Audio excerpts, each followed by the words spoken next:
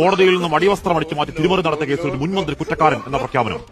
ആ കേസ് ആദ്യം മുതൽ പറയുമ്പോഴൊക്കെ ലോക്കൽ ഗ്രൂപ്പുകളിൽ ജഡ്ജി കേസ് എന്നാണ് പറയാറ്. അതൊരു ചർച്ചയിൽ പറയൽ പാർലമെന്ററി ആണോ എന്ന് തോന്നിയ സമയത്ത് ആ കേസ് രേഖ ഒന്ന് വായിച്ചു നോക്കിയതാണ്. അതിലൊക്കെ പറയുന്നത് ഒരു ഡാർക്ക് ബ്ലൂ ജട്ടി എന്ന് തന്നെയാണ്. കേൾക്കുമ്പോൾ അയ്യേ എന്ന് തോന്നിയാലും ഇല്ലെങ്കിലും ആ കേസിന്റെ വിശദാംശങ്ങൾ അതിനേക്കാൾ നാറ്റക്കേസാണ്. ആസ്പദമായ സംഭവം നടന്നത് ഒന്നിനൊന്നുമല്ല, 3.5 പതിറ്റാണ്ട്. ഇന്നത്തെ MDA കച്ചവടക്കാരുടെ അപ്പൂപ്പൻ ഓസ്ട്രേലിയക്കാരൻ ആൻഡ്രൂസ് സാൽവഡോർ സെർവലി കേരളത്തിലേക്ക് എത്തിയ അടിവസ്ത്രത്തിൽ ഒളിപ്പിച്ച 61 ഗ്രാം മാരക മയക്കുമരുന്ന് മിടുക്കനായ ഉദ്യോഗസ്ഥൻ ജയമോഹൻ കൈയോടെ പൊക്കിയതാണ്. അന്നത്തെ പ്രതാപശാലിയായ ഒരു ക്രിമിനൽ വക്കീൽ ഹാജരായിട്ട് 10 വർഷത്തിനകത്തായത് നിരാകരിക്കാനാവാത്ത തെളിവ് ശക്തിയിൽ കുറ്റപത്ര കരുത്തിലാണ്. ആ കേസ് ഹൈക്കോടതിയിലേക്ക് എത്തിയപ്പോൾ ഉദ്യോഗസ്ഥർ അന്തം വിട്ടു അടപടലമാണ് ആഞ്ഞുവിട്ട്. മെമ്മറി കാർഡും ഹാഷ്വാലിയും പറഞ്ഞ പോലെയാണ്. കോടതിയുടെ കസ്റ്റഡിയിലുണ്ടായിരുന്ന അടിവസ്ത്രം ഒന്നാം പ്രതിയെ സ്വാധീനിച്ച് അടിച്ചുമാറ്റി വെട്ടിച്ചെറുതാക്കി കുഞ്ഞുങ്ങളുടെ നിക്കറ് പോലെയാക്കി തിരിച്ചുവെച്ച നാറിയ പണി അധമ നീക്കത്തിൽ അട്ടിമറി. ആന്റണി രാജുവും സംഘവും കേരള പോലീസിനെയും സത്യത്തിന്റെ മുഖത്തേക്ക് അന്ന് ഉളുപ്പില്ലാതെ വീശിയെറിഞ്ഞത് കാളകൂടെ കരിയോയിലാണ്.